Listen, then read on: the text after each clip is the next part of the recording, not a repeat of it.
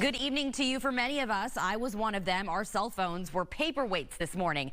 AT&T said a major network outage impacted its customers across the country. It's now been resolved, but a lot of us are wondering what happened. Fox 26's Sherman Desselle is live tonight in West University with a look at the problem and how Houstonians fared. Sherman. Yeah, Houston, one of the major cities with this problem, AT&T, one of the major carriers.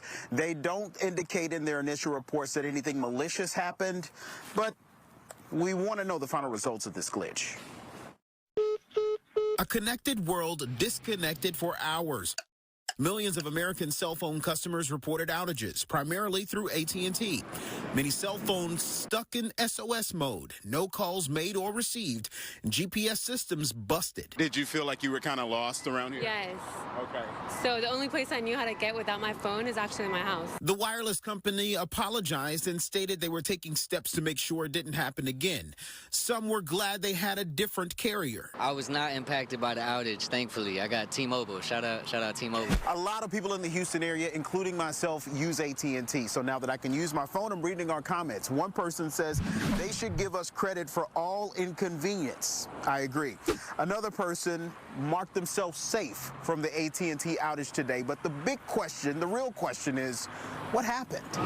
While preliminary reports do not indicate a cyber attack, Houston tech expert Juan Guevara Torres says something occurred at AT&T that requires more than the explanation given, and says it would take a federal investigation, which several agencies have already promised to do. The main question remains, was any user data affected by all this, or this was just a technical error or a massive technical error on the routers that put these signals on the air for our cell phones to work with. While the company says all service has been restored, Houstonians are thinking of ways to stay connected if the signal goes kaput. One of my coworkers this morning, she was like, I'm thinking of investing in satellite phones. And I was like, okay, I guess I'll have to hold like a map or something. Via pigeon. Pigeon. Via carrier bird.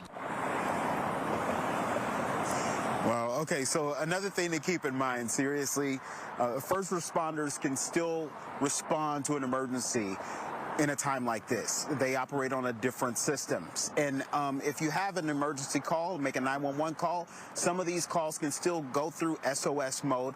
But places like Harris County, their 911 center has alternate numbers you can use. So what will you need to do to navigate through this if it happens again? I'll give you the tips on that without SOS mode in the next hour. Reporting from Westview, Sherman Desselle, Fox 26 News.